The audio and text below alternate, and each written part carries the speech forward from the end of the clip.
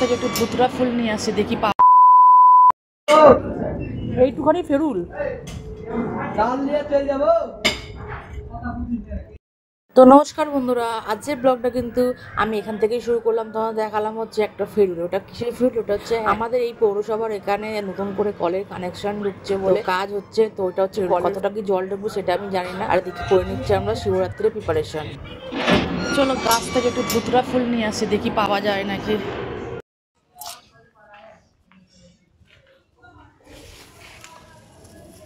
ও অনুদা, ধুতরা ফুল নিয়ে গেলাম।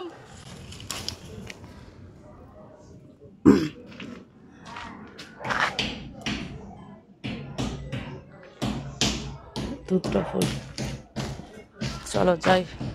দেখো কোথায় ওইগুলো, কই এটার ভেতরে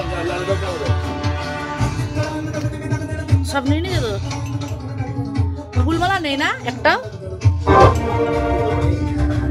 ফুলমালা এদিকে যেহেতু মায়ের বাড়ি যাবো মন্দিরে জল ঢালার জন্য, তাই জন্য সব গুছিয়ে নিলাম। তারপর আমাদের ঘরে তো সবার জল ঢালা হয়ে গেছিল, বাকি রয়েছিল। এখন পর্যন্ত না খেয়েই ছিলাম, আমি তখন জল দিয়ে দিচ্ছিলাম। এবারে দিদিরা তো খুব ভালো পড়েছিল সকাল সকাল, তাই জন্য সব পুজো দিতে সুবিধা হয়ে গিয়েছিল। আর তেমন আমি সব রান্না বান্না করে ঘরে সমস্ত রকম পুজো করা হয়ে গেল। তারপরে আমার সঙ্গে অদ্ভিও আবার পুজো দিল।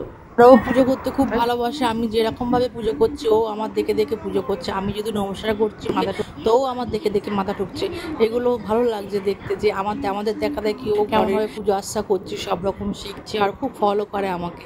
এর জন্য আমার সবাই বলে যে মা নেয় ওটা, মানে মা ছাড়া কিছু বোঝে না, সবসময় মা মা মা। দেখো আমি কিন্তু পুজো দিচ্ছি, ও কিন্তু চুপ করে আমার পাশে এসে দাঁড়িয়ে আছে। জামা কাপড় পরে কিন্তু রেডি, যেহেতু ও জানে যে আমিও মায়ের সঙ্গে যাবো দিদার বাড়িতে।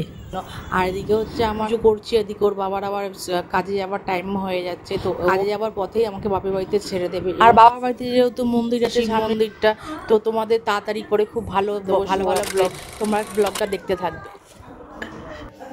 চলো তাহলে বেরিয়ে যাচ্ছি মায়ের বাড়ি।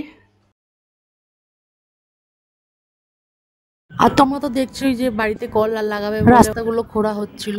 তো পরের দিন কল লাগানো হয়ে গিয়েছিল। তো আমি আবার চেক করে নিয়েছিলাম জল না, দেখলাম যে কিছু বাড়িতে জল পড়ছে, কিছু বাড়িতে জল পড়ছে তেমন ভাবে একটা কানেকশন দেয়নি, সেই নিয়ে আলোচনা হচ্ছে। কল তো দিচ্ছে, জল তো আদৌ পড়বে। আর তোমাদের সঙ্গে কথা বলতে বলতে চলে এলো। আমাদের ব্লগটা কেমন লাগছে কমেন্ট সেকশনে কমেন্ট করে জানাবে এবং ব্লগটা শেয়ার করে দেখলে হচ্ছে চ্যানেলটাকে সাবস্ক্রাইব করে সাথে থাকবে।